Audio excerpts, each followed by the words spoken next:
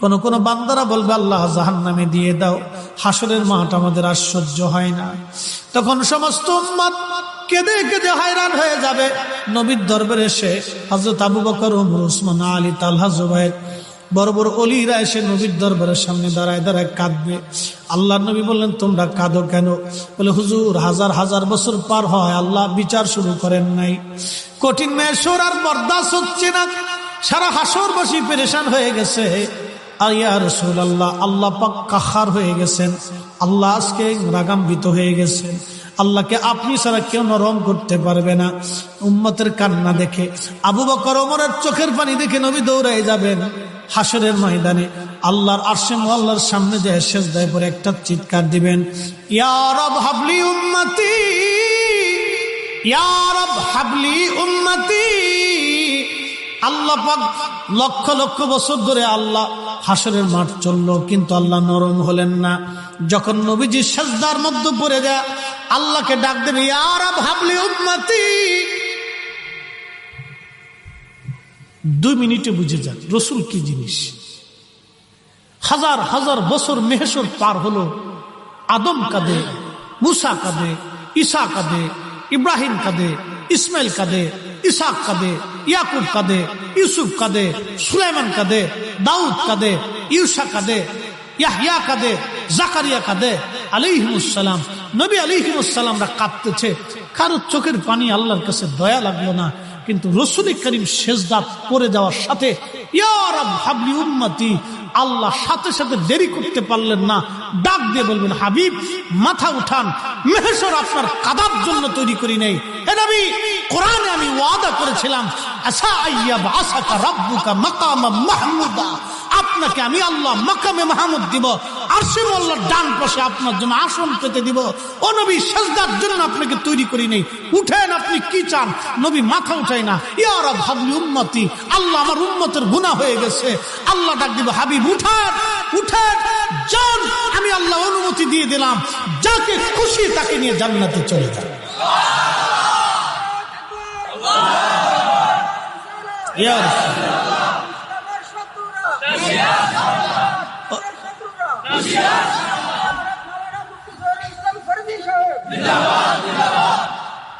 ছোট্ট করে রসুলের শান বুঝাই দিলে এই কোরআন সাক্ষী দিচ্ছে, আমি দিই। আকাশ ভেঙ্গে পৃথিবীতে পড়বে, পৃথিবী পুড়ে সাফ হয়ে যাবে, সমুদ্র শুকিয়ে যাবে, কিন্তু লা তাবদীলা কালিমাতিল্লাহ, আল্লাহর বাক্যের পরিবর্তন আর হবে না।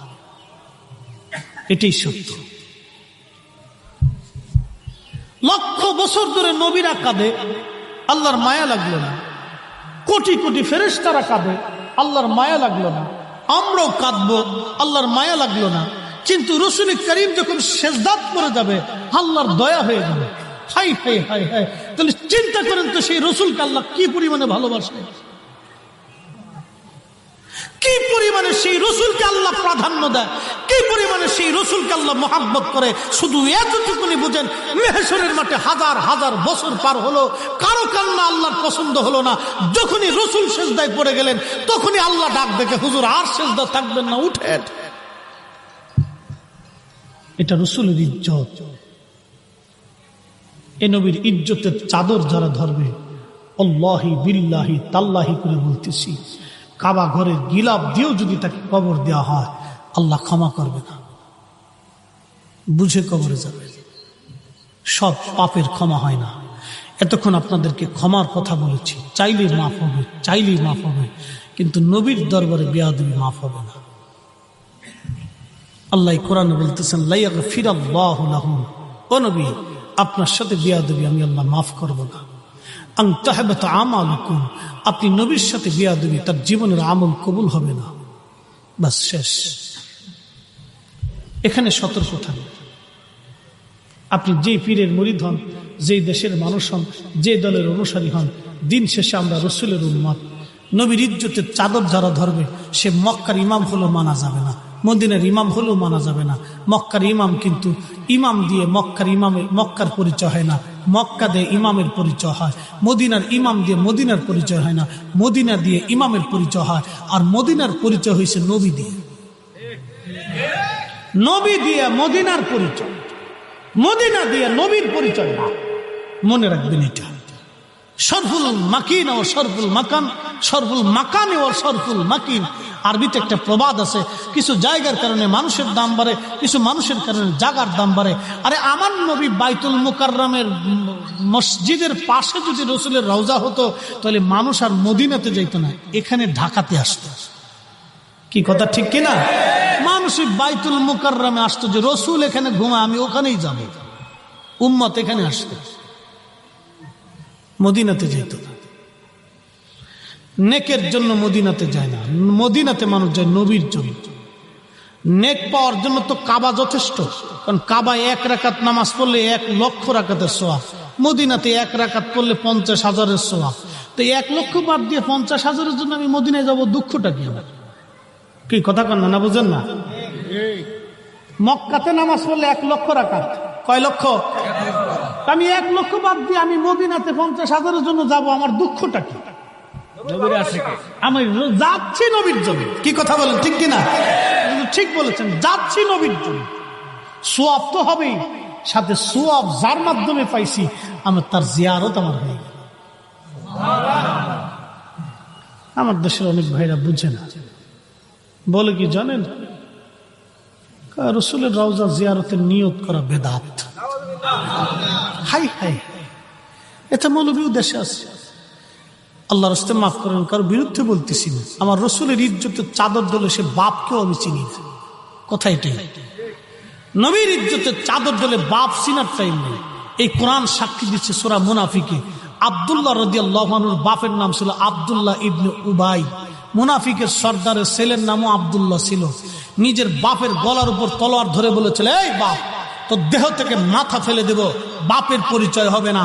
আমার রসুল তোকে মদিনায় থাকতে দিলে মদিনাতে থাকবি, না হলে আমি তোর সন্তান বলতেছি, তোর দেহ থেকে মাথা কেটে আলাদা করে আল্লাহ ফেলে দিয়ে দেবে। সুবহানাল্লাহ বলা যাবে? এটি ছিল সাহাবায়ে কিরামের কলিজায় রসুল মোহাব্বত। দুনিয়ার থেকে আমাদেরকে আল্লাহ তার রসুলের পায়রবি করে যাওয়াটাই হলো বুদ্ধিমানের কাজ। ও নবীর সুন্নতের প্রতি তাবেদারি করবে। আপনাদেরকে ছোট্ট করে একটা অনুরোধ করবো, বাপ, দুনিয়াতে তো সবাই শান্তি খুঁজে, সবাই চান একটু শান্তি, একটু শান্তি, একটু শান্তি। শান্তি আছে নবীর সুন্নতের মধ্যে।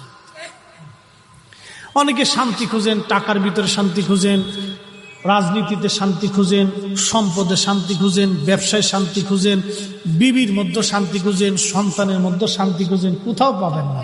শান্তি এক জায়গা, আল্লাহর জিকিরে, নবীর সুন্নতে। নবীর আদর্শ যদি বুকে নিতে পারেন, তাহলে এখানে শান্তি। এর উপরে শান্তি পৃথিবীতে নাই। তা আপনাকে এই শান্তির জায়গাটা বাতলাই দিয়ে গেলাম। প্রিয় মহতারাম উপস্থিতি, মা কবর থেকে প্রতীক্ষা আছে একটা দোয়ার আশায়, বাবাও চেয়ে রয়েছে। তা আপনারা অনেক সুন্দর করে বাগান সাজিয়েছেন, জোহরের নামাজের পরে সবাই চলে আসছেন, আলহামদুলিল্লাহ। এটা আপনাদের বাবা মার প্রতি যে একটা কৃতজ্ঞতা আছে, আপনাদের উপস্থিতিতে বোঝা যায়। আল্লাহ প্রত্যেকের কবুল করুন, বলে না আমিন। আসেন নবীজিকে দাঁড়ায় সালাম জানাই, ইয়া নবী সালাম। যেটা আপনি দেখতে পারেন না, কিন্তু আপনার শরীরে আছে। প্যারালাইসিস রোগীর কাছে যা জিজ্ঞেস করেন, বাপ তুমি কেমন আছো, ও জবাব দিবে ভালো না। তার অর্থ হচ্ছে তার একটা পাশ পড়ে গেছে, ওখানে তার কোনো শক্তি নেই, বোধ নাই।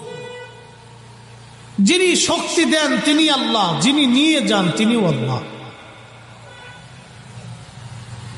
মোহতারাম উপস্থিতি, যে রব্বে করিম এত বছর ধরে আপনাকে শক্তি দিলেন, কোনদিন আল্লাহ বিল চান না। একটা মাত্র জিহ্বা আল্লাহ আপনাকে প্রদান করেছেন, হরেক রকমের খাদ্য আপনি খান। লেবু দিলে বলে দেয় লেবু, কমলা দিলে বলে দেয় কমলা, ভাত দিলে বলে দেয় ভাত। হরেক রকমের খাবার একটা জিহ্বা দিয়ে আল্লাহ আপনাকে আস্বাদন করিয়েছেন। পৃথিবীর সমস্ত জ্ঞান আর বিজ্ঞান যদি একত্রিত, আল্লাহর দেওয়া একটা জিহ্বার মতো জিহ্বা তৈরি করে দিবে, সৃষ্টির কোনো বিজ্ঞান আর জ্ঞানের পক্ষে সম্ভব হবে। এত বছর ধরে আল্লাহ আপনাকে একটা জিহ্বা দিয়ে এত খাবারের স্বাদ আস্বাদন করালেন, আল্লাহ বলেন এই বিল প্রদান করে দাও।